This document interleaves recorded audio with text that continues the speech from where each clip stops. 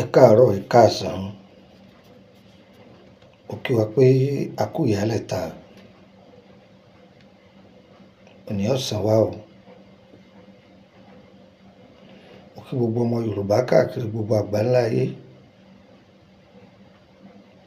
Jíjáde wa láàárọ̀ yìí, àìní jáde lékú lọ́wọ́. Gbogbo oníṣẹ́ ọwọ́, àrìtàjẹ̀ ṣe. Àgbẹ̀, aboko tẹ́tẹ́rẹ́rẹ́.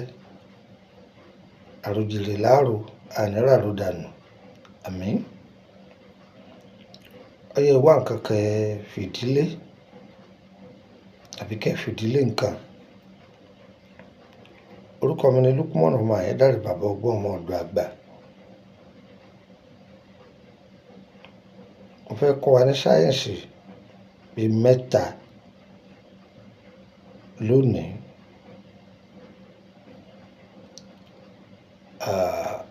Á wù mí ká mú gègé wa ká kọ ọ́ sílẹ̀. Bí ó wúlò fún wa, yóò wúlò fún àwọn ọmọ rẹ̀.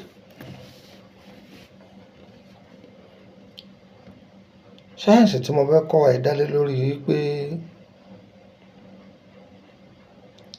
tí a bá lùgbàdì àmódi, ìgbàdì àmódi, bóyá nǹkan tí ń ṣe èèyàn, ọfà lè ti pẹ́ lára, àbí kéèyàn fara kó tàbí àárẹ̀ ara. Tó wá jẹ́ pé kódà bẹ́nu ẹlòmíì tó jẹ́ pé kò ní hypertension ṣùgbọ́n ó ti róhun ṣùgbọ́n ìníṣẹ́ ọjọ́ pẹ́. Kéèyàn lùgbàdì àmódi kó máa ṣe gánragànran, wọ́nranwọ̀nran. Àwọn oníṣẹ́ yìí wà fún.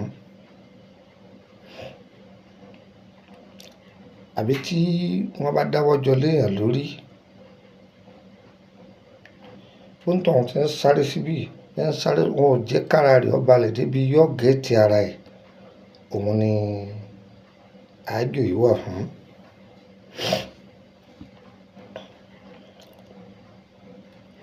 Ẹ bá mi tọ́jú èso wèrèpè kó pọ̀ dáadáa. Odidi atare kan, ẹ̀rùn ẹ̀là lọ́pọ̀lọpọ̀,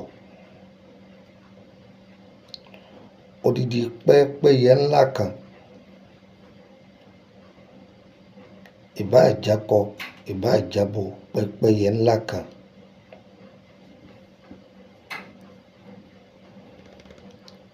Á dù pẹ́pẹ́yẹ yìí, á dù sínú kòkò tá a fẹ́ fi jó. A bá ti wá dù sí tán, àtọwọ́n àtorí ẹ̀ á gbé sínú ẹ̀. Wèrèpè yìí là á kọ́kọ́ lé, wọn là á kó lé orí pẹ́pẹ́yẹ yóò pọ̀ gan. Ẹ ti kó sí. Á wá da ẹ̀rùn ẹ̀là, á dà sí, á dà lé lórí. Ẹ ti dẹ̀rùn ẹ̀là lé lórí.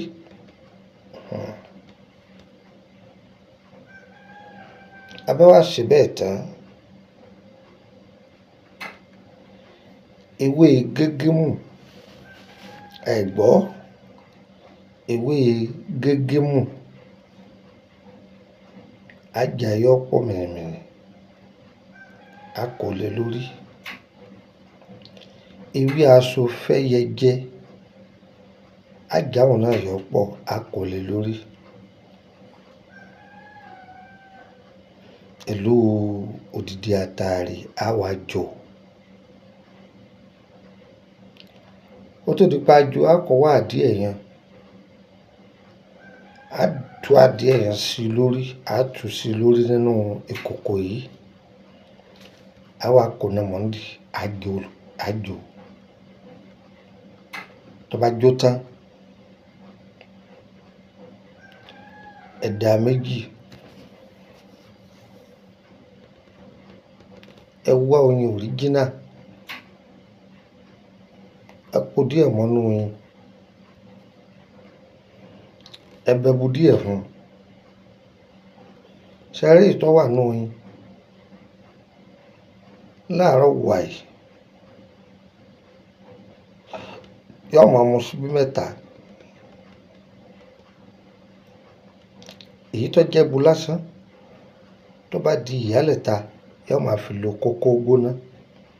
Mọ̀ ìyálẹ̀ta bẹ̀rẹ̀ láti aago 9 àbọ̀ ṣaago 10. Òun ni Yorùbá pè ní ìyálẹ̀ta. Ẹni kan máa lo kókó gbóná. Ọlọ́run yóò tó lára. Ara rẹ̀ ó padà. Iṣẹ́ yìí dáa gan ni. Ẹ jẹ́ ká máa lò ó. Pàápàá ẹni tó bá jẹ́ ẹni tó wà nílànà pé dókítà, ẹni tí ń gbẹ̀bí tàbí àwọn àgbàlagbà jọ̀hún wọn a máa ṣe é kalẹ̀. Bẹ́ẹ̀ ni wọn a máa ṣe é kalẹ̀. Àbí ẹ bá rọ́mọ ń ṣe wọ́nranwọ̀nran, ẹ lè pè é nígbóná, ẹ sì lè pè é ní àgànná, ẹni kó lò àrẹ ó wálé. Orúkọ mi ni Lukman ọmọ Ayédáre, bàbá ọgbọ́n ọmọ ọ̀dọ̀ àgbà. Kí n fún nọ́mbà yìí ọmọ ọ̀dọ̀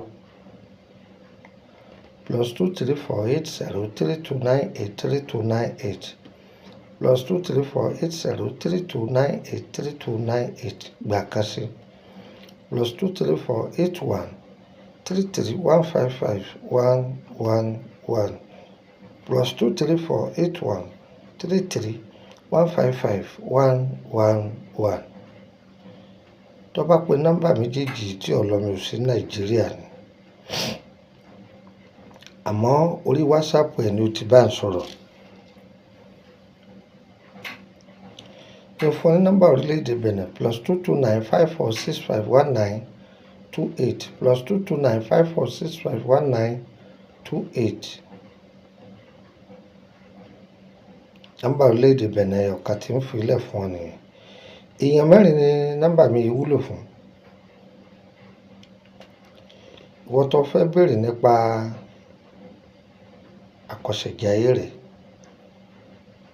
ẹ sọ kó dé ní. Bóyá o fẹ́ wọnú private group, owó ni wọ́n fi ń wọbẹ̀. Tẹ́lẹ̀tẹ́lẹ̀ 5,000 CFA ni tí ṣe sẹ́ẹ̀mì, ṣùgbọ́n nísìnyí ó ti di díìmì tí ṣe 10,000 naira Nàìjíríà. Ṣé ń gbọ́? Ẹlẹ́lẹ̀kẹta ń bẹ̀, òun ni wọ́n tó jẹ́ pé bóyá o fẹ́ ra ọṣẹ àtúndè ni, o fẹ́ ra ọṣẹ àpòrò ọ̀fà ni, ìyọ́nú ni. Ọṣẹ yìí wà ní orílẹ̀-èdè Benin 20,000 CFA ni tí ṣe fẹ́ẹ̀mì. Price rẹ̀ papọ̀ mọ́ ti Nàìjíríà o. Price rẹ̀ kò papọ̀ mọ́ ti Nàìjíríà, ó sì jẹ́ nù. Torí tá a bá ṣe gbéra wọn, ti Nàìjíríà ó pọ̀ díẹ̀ ju ti Benin lọ, ṣùgbọ́n iye kan náà ló jẹ́. Àmọ́ price rẹ̀ papọ̀. Orí ẹlẹ́ẹ̀kẹrin òun lẹni tó jẹ́ pé ọ̀pọ̀lọpọ̀ iṣẹ́ ta ti ń filẹ̀ láti bí ọdún 4 sẹ́yìn kò yé, ó sì ó fẹ́ ṣe. Bẹ́ẹ̀ kọ̀ rẹ́ ni bá ṣe, a lè bá yín ṣe. Èèyàn 4 tí nọ́mbà mi wà fún nù. Ẹ dákun, mo lé ọ̀dọ̀ yín, mo fẹ́ wá. Ṣé kó délé ọ̀dọ̀ mi, ọmọ àròjọ ọ̀sán consultation. Kọ́kọ́ pè mí kó tó wá ná. Tí mo bá wà ní Nàìjíríà, màá sọ fún ọ pé mo wà ní Nàìjíríà o. Tí n bá ti sí Nàìjíríà, ń jẹ́ ọmọ ìpè sí Nàìjíríà. Láti Ìkòròdú garage wọ mọ́tò tí ń lọ Báyìkù. Oníwọ̀ bọ́lẹ̀ ní Emily bus stop, Emily Street, number 50, lẹ́gbẹ̀ẹ́ ilé lọ́yà ọ̀tán. lọ́dọ̀ mi ní orílẹ̀-èdè Benin kò tí ì dé Gàkàn níbi Túndé Motors ibi títí ń ta mọ́tò bí èèyàn ọjà dé Gàkàn bí ẹni kẹ́ẹ̀tì jẹ́ ká pàdé ara wa. Agbára Ọlọ́run kọ́sẹ̀ yìí ó tó kolẹ̀ yẹ kí n ti wà lórílẹ̀-èdè Benin. Gbogbo ẹ̀yin tẹ níṣẹ́ kan méjì rẹ̀ lọ́dọ̀ wa ọ̀pọ̀lọpọ̀ tí ń gba tiwọn yìí tẹ tí ìgbà tí yín ẹ pè wá o. Gbogbo ẹ̀yin yẹn wá lórílẹ̀-èdè Benin Togo Júgù bẹ́ẹ̀ lọ lóríṣiríṣi ẹ fọkàn yín balẹ̀ kó ojú lọ́nà à ń kó iṣẹ́ yín bọ̀ yẹ wá o kò ní yẹ ẹ lẹ bẹ́tò yìí bá dọ́dọ̀ ẹ̀yin náà ẹ má fi ṣàhùn sẹ́nìkan ẹnìkan kì í túbọ̀ àfògùn sínú kú. Ètò ìtọ́jú ara leléyìí ẹ gbìyànjú ẹ ha fúnra yín kó jẹ́ àǹfààní. Kódà bá jẹ́ pásítọ̀ yọ wà nínú ilé kó tọ́jú ẹ̀ sẹ́gbẹ́ kan nítorí Ọlọ́run má jẹ́ ará ìdá là á fi tọ́jú nǹkan àìrá ìdá sọ́dọ̀.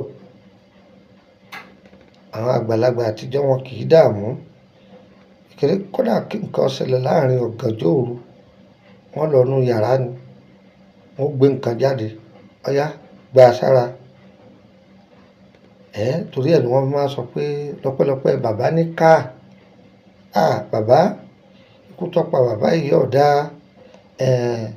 bàbá àwọn ọṣẹ tí wọ́n máa ń ṣe fún gbogbo èèyàn ní láì fi mọ̀ ròyìn wọn sí dáadáa.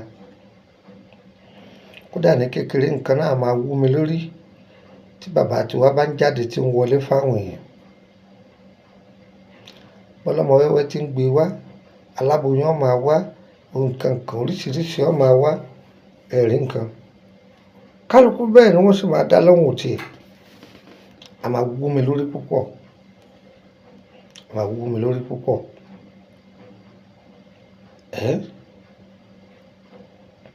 Ọlọ́run ó gbàdúrà wa o ara ànúgbà tí wà ò ní sọ̀rọ̀ sí o agbára Ọlọ́run tó mo sọ yìí mo dúró ná àmọ́ èyí tí ì lọ ẹ jókòó mo sì ń bọ̀.